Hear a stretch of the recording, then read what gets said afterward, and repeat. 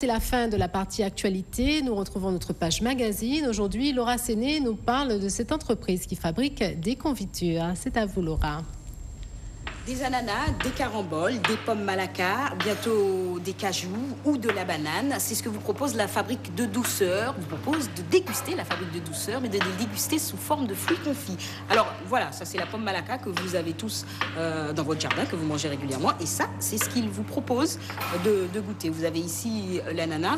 Alors la fabrique de douceur, c'est quoi? C'est une entreprise qui a vu le jour à l'initiative de deux jeunes guadeloupéens qui ont décidé donc de mettre à la disposition, de mettre sur pied cette entreprise et de proposer donc au public ces fruits confits locaux.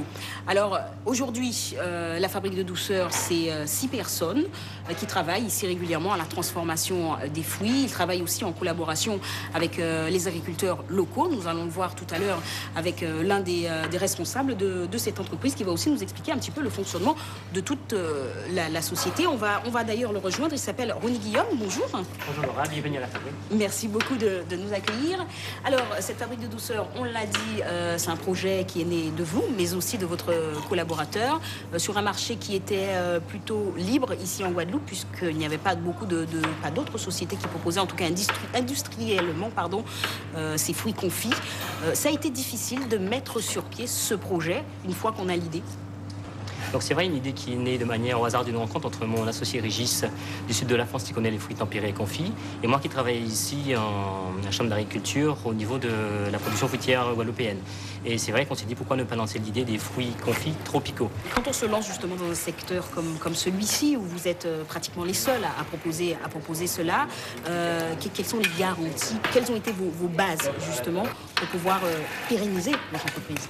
Donc en fait, oui, deux éléments importants. Effectivement, de savoir quelle est la demande du client. Première chose importante, les fruits confits existent. Ils existent ici, traditionnellement. Ils existent notamment en France également, depuis très longtemps. Et donc, à partir de ce qui existe sur le marché, on s'est dit qu'on va transformer nos fruits locaux pour obtenir un résultat qu'on connaît pour des poires, pour des fraises ou pour des nectarines. Donc, on l'a dit, le fruit, c'est la matière première. Vous travaillez beaucoup avec les agriculteurs locaux? Oui, donc oui, complètement, parce que la grande majorité de notre approvisionnement vient des agriculteurs de Guadeloupe. On met beaucoup d'attention à choisir les personnes avec qui on travaille. Et en fait, ces agriculteurs aujourd'hui, plus que des fournisseurs, sont des véritables partenaires parce qu'ils ont compris l'objectif de l'entreprise et ils s'attachent à nous fournir des produits de qualité à chacune de leurs livraisons. Alors justement, quel est l'objectif de l'entreprise? On l'a compris, ce sont des fruits confits à proposer aux gens. Tout le monde sait ce que c'est. Mais qu'est-ce qui fait la différence? Ou en tout cas, quels sont le secret en fait de la fabrique de douceur? Le petit plus. Vous n'aurez pas le secret, mais en tout cas, il y a deux choses. C'est que le fruit doit être beau et doit être bon. En plus d'être bon, il doit être beau. On se place sur un marché de qualité, un marché haut de gamme. Et la définition du fruit confit sur ce marché-là, c'est qu'on doit reconnaître le fruit transformé par rapport au fruit frais. On doit y retrouver son goût et pratiquement son parfum. C'est vrai que parmi les boîtes que vous proposez, l'ananas est facilement identifiable, la pomme malacca, etc.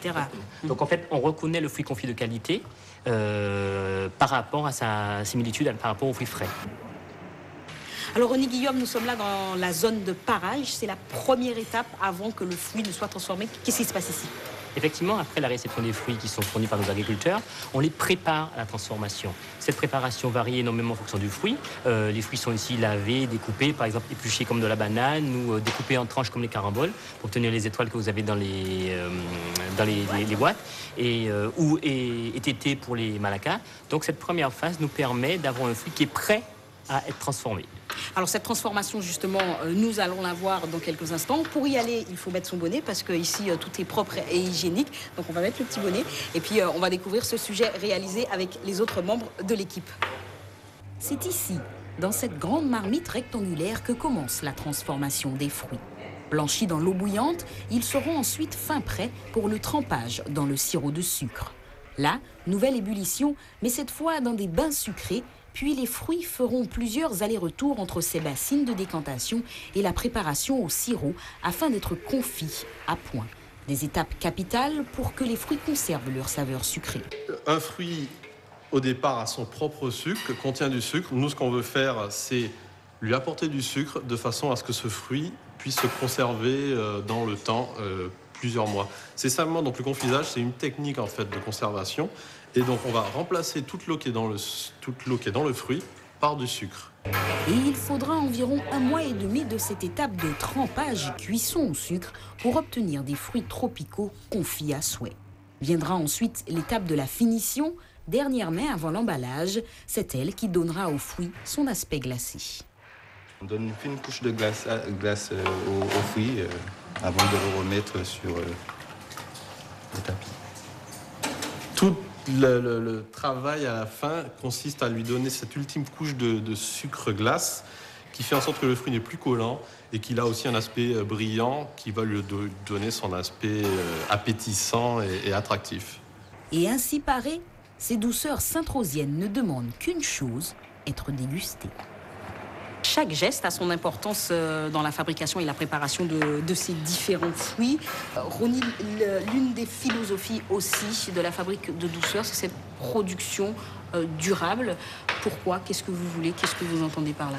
C'est vrai qu'on essaie de mettre notre système de production dans une démarche de développement durable, tant au niveau du choix de nos fruits, parce que vous avez remarqué que les fruits que nous transformons sont des fruits qui sont peu produits de manière générale. Ils ne font pas partie des grands piliers de la production agricole. Donc en fait, ils sont présents dans les jardins ou chez les agriculteurs en petite quantité. Et du coup, ils sont cultivés avec peu d'intrants et naturellement, en fait, comme dans les jardins créoles. Et donc, la matière première, cajou, malaka, carambole, sont des fruits de très bonne qualité, quasiment bio dans la réalité, même s'ils n'ont pas cette certification. Alors, on l'a vu, hein, pas beaucoup de machines dans la préparation. Donc vous avez remarqué que tout se fait en fait à l'huile de coude ici. Il n'y a pas de machine, on a effectivement quelque chose qui nous permet de produire l'énergie qui fait tourner nos marmites, donc c'est la chaudière.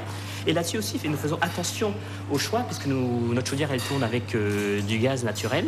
Et donc nous avons fait ce choix à la place du fioul, même s'il est un peu plus cher, il est néanmoins nettement moins polluant, il est plus propre. On parlait tout à l'heure de fruits tropicaux, fruits spécifiques, on a parlé de l'approvisionnement.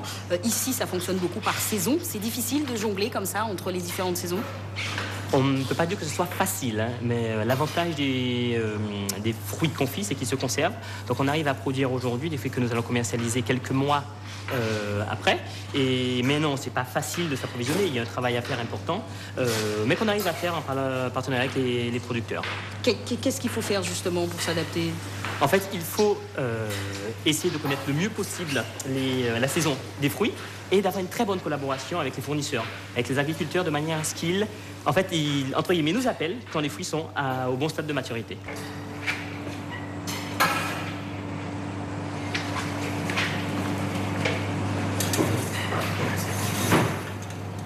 Eh bien, nous sommes maintenant à la dernière étape, hein, en fait, de fabrication de ces fruits confits. Rony, qu'est-ce qui se passe véritablement ici?